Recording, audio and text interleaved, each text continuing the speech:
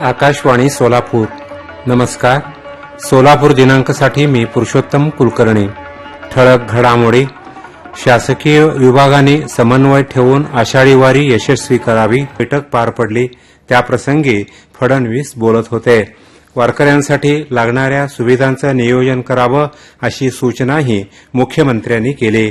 पुण्याच्या प्रभारी विभागीय आयुक्त कविता द्विवेदी यांनी दूरदृश्य प्रणालीद्वारे वारीच्या तयारीची माहिती यावेळी दिली. पालकमंत्री जयकुमार गोरे यांच्यासह जिल्ह्यातील लोकप्रतिनिधी आणि वरिष्ठ अधिकारी यावेळी उपस्थित होते. सोलापूर महानगरपालिकेच्या परिवहन विभागातील सेवानिवृत्त कर्मचाऱ्यांच्या देय रकमांसाठी 3 कोटींची मदत देण्यात येईल असं आयुक्त डॉ. सचिन ओंबासे यांनी सांगितलं. महापालिका कामगार संघाचे अध्यक्ष UN बेरिया यांनी यासंदर्भात आयुक्तांची भेट घेतली. डिसेंबर अखेर ही रक्कम टप्प्याटप्प्यानं दिली जाईल असंही डॉ. ओंबासे यांनी सांगितलं.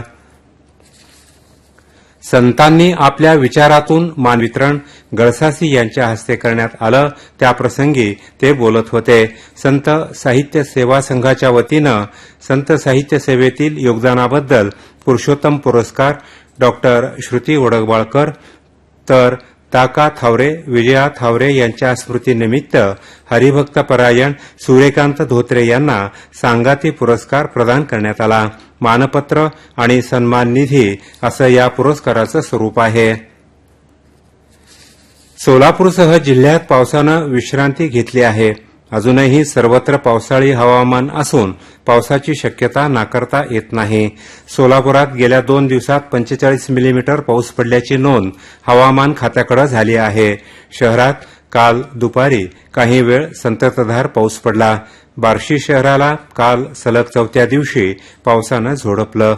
या पावसानं तालुक्यातील खजूर आणि कांदा पिकाची हानी झाली. कुंभारी येथील रेनगर आणि मीनाक्षीताई साठे या 2 गृह प्रकल्पांवरील 17 कोटींचा कर माफ करण्यात आला आहे. मंत्रालयात महसूल मंत्री चंद्रशेखर बावनकुळे यांच्या उपस्थितीत झालेल्या बैठकीत हा निर्णय घेण्यात आल्याची माहिती माजी आमदार नरसय्या आडम यांनी दिली. पंढरपूरच्या श्री विठ्ठल रुक्मिणी मंदिरात सौर ऊर्जा प्रकल्प उभारण्यासाठी भारतीय स्टेट बँकेनं मंदिर समितीला 30 लाखांची देणगी दिली आहे. या बँकेचे अध्यक्ष CS शेट्टी यांनी पंढरपूरला भेट देऊन श्री विठ्ठल रुक्मिणीचं दर्शन घेतलं. यावेळी 125 kV क्षमतेचा सौर ऊर्जा प्रकल्प उभारणीसाठी या देणगीचा धनादेश त्यांनी दिला. या निर्णयाबद्दल मंदिर समितीच्या वतीनं संजय कोकिळ यांच्या हस्ते शेट्टी यांचा सन्मान करण्यात आला. स्वातंत्र्यवीर वि.दा. सावरकर यांच्या प्रेरक साहित्यातून देशाला स्वातंत्र्य मिळालं असं प्रतिपादन विचारवंत दिगंबर यादव यांनी मंगळवेढ्यात बोलताना केलं. संजय सविता वाचनालयाच्या वतीनं सावरकर यांच्या जयंतीनिमित्त त्यांच्या स्मृतीला अभिवादन करण्यात आलं.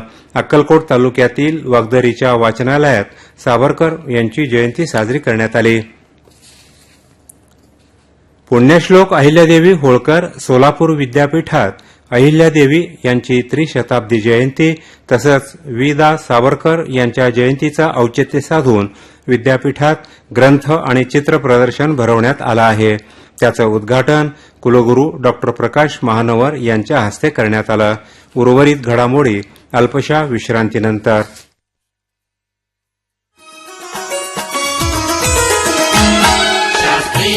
संगीत सुगम सरताल छंद लय विज्ञान ज्ञान संस्कृति विधान साहित्य समन्वय शिशुबाल वृद्ध नारी विशेष मुखर देववाणी शिशुबाल वृद्ध नारी विशेष मुखर देववाणी आकाशवाणी आकाशवाणी. या घडामोडी आपण आकाशवाणीच्या सोलापूर केंद्रावरून ऐकत आहात. राष्ट्रीय अन्न सुरक्षा पोषण अभियानांतर्गत सोलापूर जिल्ह्यातील सर्व गटातील शेतकऱ्यांना अनुदानावर बियाणं वाटप करण्यात येणार आहे. तूर, मूग, उडीद, बाजरी, मका, सोयाबीन, ज्वारी, गहू पिकांसाठी ही बियाणं उपलब्ध होतील. तरी शेतकऱ्यांनी 29 मे पर्यंत महाडीबीटी माहिती.gov.in या संकेतस्थळावर मागणी नोंदवावी असं आवाहन जिल्हा अधीक्षक कृषी अधिकारी शुक्राचार्य भोसले यांनी केलं आहे. माढा तालुक्यातील वाकाव आणि धानोरे येथील वृक्षमित्र ग्रामपंचायत अधिकारी संजय क्षीरसागर यांना आदर्श ग्रामपंचायत अधिकारी हा पुरस्कार प्रदान करण्यात आला. पालकमंत्री जयकुमार गोरे यांच्या हस्ते मुंबईत झालेल्या कार्यक्रमात क्षीरसागर यांचा पर्यावरणातील उत्कृष्ट कामगिरीबद्दल हा सन्मान करण्यात आला. सोलापूरकरांचे विविध प्रश्न आणि त्यांच्या तक्रारी ऐकून घेण्यासाठी आयुक्त डॉ सचिन ओंबासे हे महापालिकेच्या प्रत्येक विभागीय कार्यालयात उपस्थित राहणार आहेत. या निर्णयानुसार डॉ ओंबासे हे आज सकाळी 11 वाजता दत्त चौकातील विभागीय कार्यालयात उपस्थित राहणार आहेत. यावेळी विभागीय कार्यालय क्रमांक 1 मधील कामकाजाचा आढावा घेतला जाणार आहे. दरम्यान डॉ ओंबासे यांनी काल 70 फूट रस्त्यावरील भाजी मार्केटला भेट दिली. भाजी विक्रेत्यांना चिप्पा मार्केटमध्ये बसण्याची सूचना त्यांनी केली. शेवटच्या क्षणात काही संक्षिप्त घडामोडी. सोलापुरातील अश्विनी सहकारी रुग्णालयात न्यूरो अतिदक्षता विभागाचं नूतनीकरण करण्यात आलं असून त्याचं उद्घाटन संस्थेचे अध्यक्ष बिपिनभाई पटेल यांच्या हस्ते करण्यात आलं.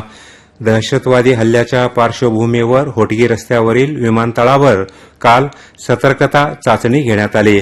संदेश मिळाल्यानंतर पोलिसांनी तातडीनं विमानतळ गाठून 2 डमी दहशतवाद्यांना ताब्यात घेतलं.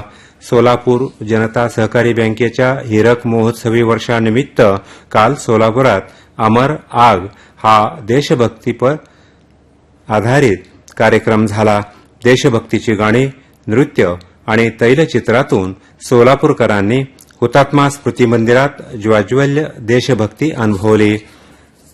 आता तापमान. काल बुधवारी सोलापुरात नोंदलं गेलेलं तापमान अंश सेल्सिअसमध्ये असं होतं.